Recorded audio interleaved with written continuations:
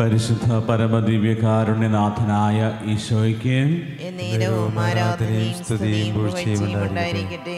നിത്യസ്തുതിക്ക് യോഗ്യനായ പരിശുദ്ധ പരമദിവ്യകാരുണ്യനാഥനായ ഈശോയ്ക്ക് സ്നേഹമായി കാരുണ്യമായി നമ്മുടെ കൂടെ ആയിരിക്കുന്ന പരിശുദ്ധ പരമദിവ്യകാരുണ്യനാഥനായ ഈശോയ്ക്ക്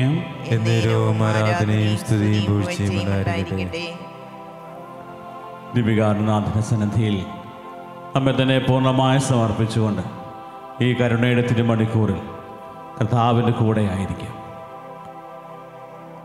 ഇത്രമാത്രം സ്നേഹത്തോടെ, കരുതലോടെ, കാരുണ്യത്തോടെ നമ്മളെ പരിപാലിക്കുന്ന ദൈവം ഇതാ ഈ അൾത്താരയിൽ നമ്മളെ അനുഗ്രഹിക്കുവാനും നമ്മളെ സ്നേഹിക്കുവാനും നമ്മളെ ബുദ്ധിമുട്ടുകളിലും പ്രയാസങ്ങളിലും പാപത്തിൻ്റെ അവസ്ഥകളിലും ഭാരപ്പെടുത്തുന്ന അവസ്ഥകളിലും ചേർത്ത് പിടിക്കുവാനായി ദിവ്യകാരുണ്യമായി അൾത്താരയിൽ ഇതാ സന്നിഹിതനായിരിക്കുന്നു.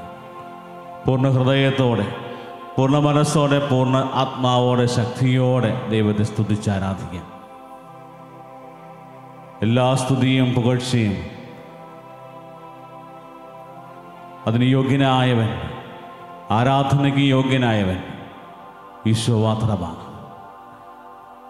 ദൈവത്തിന് നൽകേണ്ടതായിട്ടുള്ള ആരാധനയും സ്തുതിയും പൂർണ്ണമായ ദൈവത്തിന് അർപ്പിച്ചുകൊണ്ട്, കർത്താവിൻ്റെ കാരുണ്യത്തിൽ പൂർണ്ണമായ വിശ്വാസം അർപ്പിച്ചുകൊണ്ട്, കർത്താവിൻ്റെ സ്നേഹത്തിൻ്റെ മുമ്പിൽ നമ്മെ തന്നെ പൂർണ്ണമായി സമർപ്പിക്കാം. 3 മണി സമയം കർത്താവിൻ്റെ കരുണ ധാരാളമായി മനുഷ്യവംശം മുഴുവനിലേക്കും ഒഴുകുന്ന സമയം. കാൽവരിയുടെ വിരിമാറി 3 ആണികളിൽ ആകാശത്തിനും ഭൂമിക്കും മധ്യേ അവസാനത്തുള്ള രക്തം പോലും ചിന്തി നമ്മളെ സ്നേഹത്തോടെ ചേർത്ത് പിടിച്ചവൻ. കാരണം നമ്മളിലാരും നശിച്ചു പോകാൻ പാടില്ല എന്ന ദൈവത്തിൻ്റെ വലിയ നിർബന്ധ ബുദ്ധി. നമ്മളിലാരും നശിച്ചു പോകാൻ പാടില്ല. കാരണം സൃഷ്ടിയുടെ മകുടമായി ദൈവം നമ്മളെ ഓരോരുത്തരെയും സൃഷ്ടിച്ചപ്പോൾ ദൈവം മനസ്സിൽ ചിന്തിച്ച കാര്യമാണ്, നമ്മളിലാരും നശിച്ചു പോകാൻ പാടില്ല, എല്ലാവരും നിത്യജീവൻ പ്രാപിക്കണം. ദൈവത്തിൻ്റെ വലിയ ആഗ്രഹം. അതിന് വേറൊരു വഴിയില്ല. സ്വയം ദൈവം ബലിയായി തീരുകയാണ് കാൽവരിയുടെ വിരിമാറ്. പ്രിയപ്പെട്ടവരെ, നമ്മളെ സംബന്ധിച്ചിടത്തോളം അർഹതയില്ലാത്തതാണെങ്കിലും ദൈവത്തിൻ്റെ വലിയ കാരുണ്യമാണ് നമ്മളെ ഈ ഒരു വലിയ രക്ഷയിലേക്ക് നയിക്കുന്നത്. നമ്മുടെ ജീവിതങ്ങൾ പരിശോധിച്ചാൽ നമുക്ക് മനസ്സിലാകുന്ന കാര്യം, സ്നേഹമെന്ന് പറയുന്നത് നമുക്ക് അർഹിക്കപ്പെട്ടത് അല്ല അർഹതപ്പെട്ടത് നമുക്ക് ലഭിക്കുന്നൊരു കാര്യമാണ്. എല്ലാവരും പരസ്പരം സ്നേഹിക്കപ്പെടണം, എല്ലാവരും എന്നെ പരിഗണിക്കണം, എല്ലാവരും എന്നെ ചേർത്ത് പിടിക്കണം, മനസ്സിലാക്കണമെന്നൊക്കെയുള്ളത് നമ്മുടെ ആഗ്രഹമാണ്. ആഗ്രഹത്തിൽ പലപ്പോഴും അത് മറ്റുള്ളവരത് ചെയ്തു തരുമ്പോൾ അത് നമ്മളോടുള്ള സ്നേഹമായിട്ട് മാറുകയാണ്. സ്നേഹത്തിൻ്റെ ഒരു വലിയ പ്രതിച്ഛായ നമ്മൾ അവരുടെ പ്രവൃത്തികളിൽ കാണും. അതേസമയത്ത് ദൈവത്തിൻ്റെ കരുണ എന്ന് പറയുന്നത് അർഹതയില്ലാതിരുന്നിട്ടും അർഹതയുള്ളവരാക്കി നമ്മളെ മാറ്റിയതാണ് ദൈവത്തിൻ്റെ വലിയ കരുണ. നമ്മുടെ ജീവിതത്തിൽ ദൈവത്തിൻ്റെ കരുണ ഇത്രമാത്രം നമുക്ക് അർഹിക്കുവാനായിട്ട് യാതൊരു സാധ്യതകളുമില്ല. പക്ഷേ ദൈവം തീരുമാനിച്ചു ഇവൻ അർഹതപ്പെട്ടതിനേക്കാളും ഉപരിയായിട്ട് അവൻ്റെ ജീവിതത്തിലേക്ക് ഞാൻ കരുണ ചൊരിയും. പ്രിയപ്പെട്ടവരെ, ഈ കരുണയുടെ തിരുമണിക്കൂറിൽ ദിവ്യകാരുണ്യനാഥൻ്റെ സന്നിധിയിൽ നമ്മളെ തന്നെ സമർപ്പിക്കുമ്പോൾ നമുക്ക് മനസ്സിലാക്കാവുന്നതും നമ്മുടെ ചിന്തകളിലേക്ക് കൊണ്ടുവരാവുന്ന ഏറ്റവും പ്രധാനപ്പെട്ട കാര്യം, അർഹതയില്ലാതിരുന്നിട്ടും ദൈവം നമ്മളെ സ്നേഹിച്ചതിൻ്റെ പേരാണ് ദൈവകരുണ. ഇന്ന് തിരുമണിക്കൂറിൽ കർത്താവിൻ്റെ കാരുണ്യത്തെക്കുറിച്ച് നമ്മൾ ധ്യാനിക്കുകയും നമ്മുടെ ബലഹീനതകളിൽ കർത്താവെ നിൻ്റെ വലിയ കാരുണ്യത്താൽ ഞങ്ങളെ ശക്തിപ്പെടുത്തി അനുഗ്രഹിക്കണമേ എന്ന് തീക്ഷ്ണമായിട്ട് പ്രാർത്ഥിക്കാം. ലൂക്കായുടെ സുവിശേഷം അറിയപ്പെടുന്നത് കരുണയുടെ സുവിശേഷം എന്ന പേരിലാണ്. ദൈവത്തിൻ്റെ മനുഷ്യവംശത്തിലുള്ള ദൈവത്തിൻ്റെ കരുണ ഏറ്റവും മനോഹരമായിട്ട് നമുക്ക് മനസ്സിലാക്കി തരുന്ന ഒരു സുവിശേഷമാണ് ലൂക്കായുടെ സുവിശേഷം. ദൈവത്തിൻ്റെ മനുഷ്യവംശത്തോട് സ്നേഹമുണ്ട്, മനുഷ്യവംശത്തോട് കരുണയുണ്ട് എന്ന് വളരെ വ്യക്തമായി ഉപമകളിലൂടെ ഈശോയുടെ ജീവിതത്തിലൂടെ നമുക്ക് പറഞ്ഞു തരുന്ന സുവിശേഷമാണ് ലൂക്കാ സുവിശേഷകൻ്റെത്. ലൂക്കായുടെ സുവിശേഷം 10-ാം അധ്യായത്തിൽ ഒരിക്കലും നമ്മൾ മറന്നു പോകാത്ത, നമ്മൾ ആഴത്തിൽ സ്പർശിച്ച ഒരു ഉപമയാണ് നല്ല സമറിയാക്കാരൻ്റെ ഉപമ. 10-ാം അധ്യായം 25 മുതലുള്ള വചനഭാഗങ്ങൾ നമ്മൾ ധ്യാനിക്കുമ്പോൾ അവിടെ നല്ല സമറിയാക്കാരൻ്റെ ആ ഒരു ഉപമ ഈശോ പറഞ്ഞു വയ്ക്കുന്നുണ്ട്.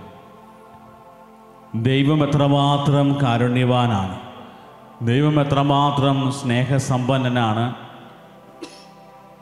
എന്നുള്ള കാര്യം വളരെ വ്യക്തമായിട്ട് ഈ ഒരു ഉപമയിലൂടെ ദൈവം നമുക്ക് പറഞ്ഞു തരിക. ദൈവം എത്രമാത്രം കരുണയുള്ളവനാണെങ്കിൽ നമ്മുടെ ജീവിതത്തിലും അതുപോലെ തന്നെ ദൈവിക കരുണയുടെ പ്രതിച്ഛായകളായിട്ട് നമ്മുടെ ജീവിതങ്ങളും മാറണം എന്നുള്ള കാര്യം വളരെ വ്യക്തമായിട്ട് ഈ ഒരു ഉപമ പഠിപ്പിച്ചു തരികയാണ്. ഈ ഉപമയുടെ അവസാന ഭാഗത്ത് കള്ളന്മാരാൽ മുറിവേറ്റപ്പെട്ട് വഴിയരികിൽ ഉപേക്ഷിക്കപ്പെട്ട ആ ഒരു വ്യക്തി അവൻ്റെ യാത്രയിൽ ഒരു തടസ്സം സൃഷ്ടിച്ചുകൊണ്ട് കള്ളന്മാർ അവൻ്റെ കൂടെ വന്ന് അവനെ ആക്രമിച്ച് അർത്ഥപ്രാണനാക്കി കടന്നു കളഞ്ഞു എന്നാണ്. അതിൻ്റെ അർത്ഥം ജീവനുണ്ടോ? ജീവനുണ്ട്. ജീവൻ പോകാൻ സാധ്യതയുണ്ടോ? അതിന് സാധ്യതയുണ്ട്. ആ ഒരു അവസ്ഥയിൽ വഴിയരികിൽ കിടക്കുന്ന ആ ഒരു വ്യക്തിയെ കടന്നുപോയവരാരും തിരിഞ്ഞു നോക്കിയില്ല. പക്ഷെ നല്ല സമറായൻ ആ വഴി കടന്നു വരുമ്പോൾ സമറിയാക്കാരൻ അവൻ്റെ കഴുതപ്പുറത്ത് നിന്ന് ഇറങ്ങി എണ്ണയും വീഞ്ഞും ഉപയോഗിച്ച് അവൻ്റെ മുറിവുകൾ വെച്ച് കെട്ടണം. ദൈവപണ്ഡിതന്മാർ പറഞ്ഞു വരുന്ന ഒരു വലിയ വ്യാഖ്യാനം എന്ന് പറയുന്നത് വീഞ്ഞും എണ്ണയും ഉപയോഗിച്ച് അവൻ്റെ മുറിവുകൾ വെച്ച് കെട്ടി എന്നത് കൂദാശകളെ സൂചിപ്പിക്കുക. കൂദാശകളിലൂടെ അവൻ്റെ മുറിവുകൾ ഉണക്കി അവരെ സുഖപ്പെടുത്തുന്ന ദൈവത്തിൻ്റെ സാന്നിധ്യം പറഞ്ഞു തരുന്നു. വീണ്ടും സമറിയാക്കാരൻ അവനെ തൻ്റെ കഴുതപ്പുറത്ത് കയറ്റി സത്രത്തിലെത്തിക്കുക. സത്രത്തിലെത്തിച്ചു കഴിയുമ്പോൾ സമറിയാക്കാരൻ പറയുന്ന കാര്യം സത്രം സൂക്ഷിപ്പുകാരനോട് പറയുന്നു, ഇതാ 2 ദനാരി നിൻ്റെ കരങ്ങളിലേക്ക് ഞാൻ തരുന്നു. ഇവരാവശ്യമുള്ളതെല്ലാം ചെയ്തു കൊടുക്കുക.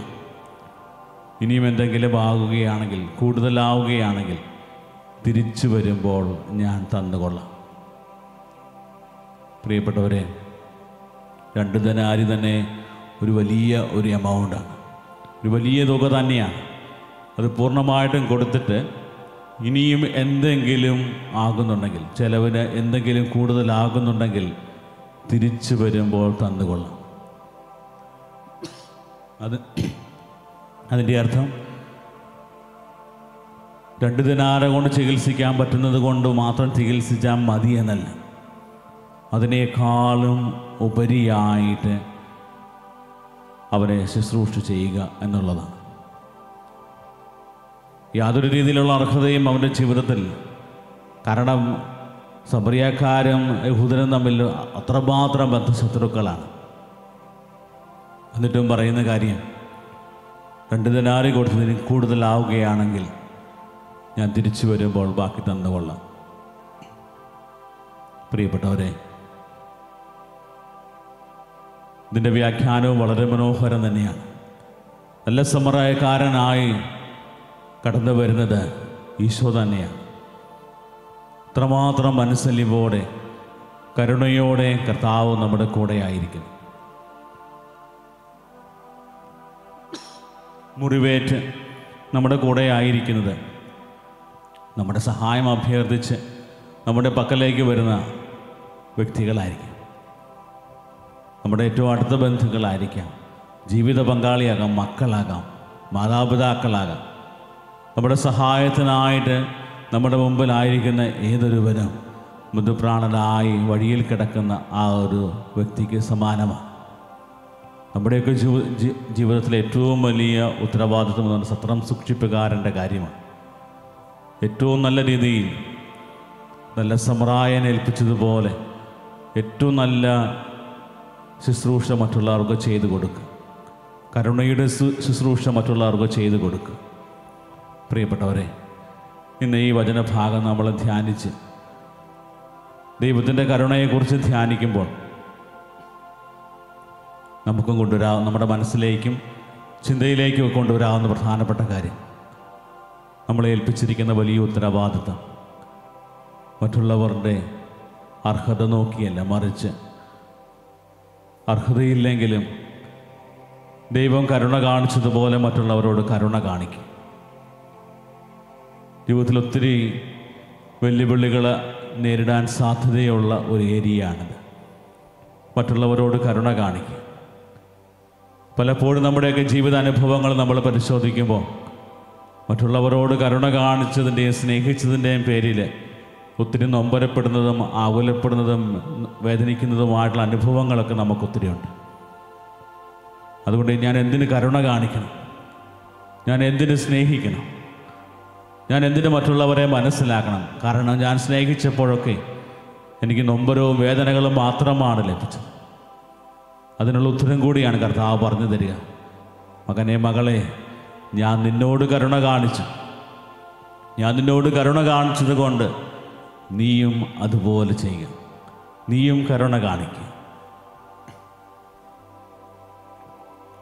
ദിവ്യകാരുണ്യനാഥൻ്റെ സന്നിധിയിലായിരുമ്പോൾ നമുക്ക് പ്രാർത്ഥിക്കാം. കർത്താവേ, നിന്നെപ്പോലെ മറ്റുള്ളവരോട് കരുണ കാണിക്കുവാനായിട്ടുള്ള വലിയ കൃപ തരണമേ എന്ന് പ്രത്യേകം പ്രാർത്ഥിക്കാം.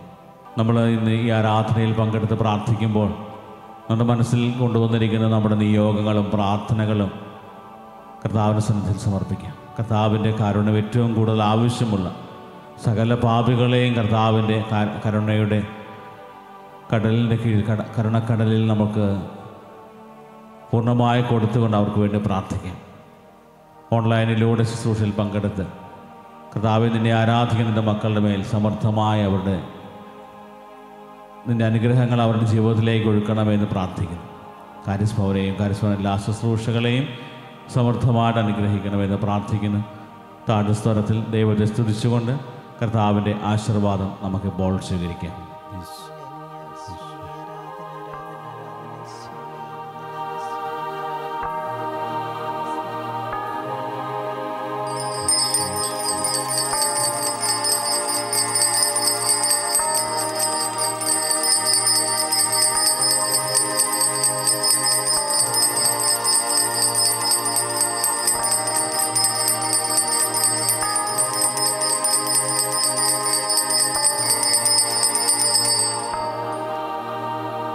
പരിശുദ്ധ പരമമാ ദിവ്യകാരുണ്യമേ, എന്നുമെന്നും അങ്ങേക്കാരാധന. പരിശുദ്ധ പരമമാ ദിവ്യകാരുണ്യമേ,